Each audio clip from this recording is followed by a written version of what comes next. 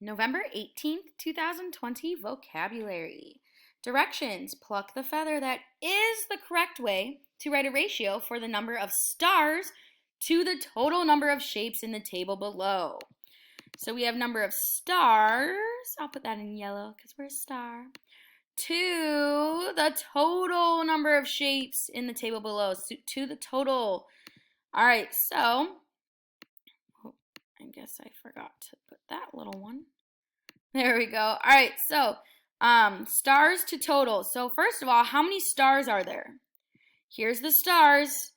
There are 3 stars. So 3, 2, well, I know that the total means we're going to add all of these up. So the total, we're going to add all of them up. I guess I can put them in a little, there we go. So we're going to add all of them up. Perfect.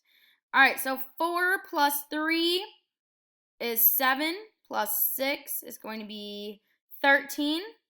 So 6 plus 4 is 10, plus 3 is 13. Yep. All right, so total is going to be 13.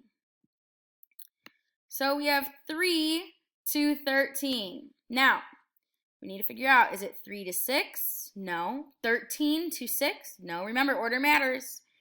3 to 4? Nope. 4 to 13? Nope. 3 to 13? Yep. Not 13 to 3, but it is going to be 3 to 13. Whoop, I gotta bring that in front. There we go. All right, so that is it for our vocabulary. Great job.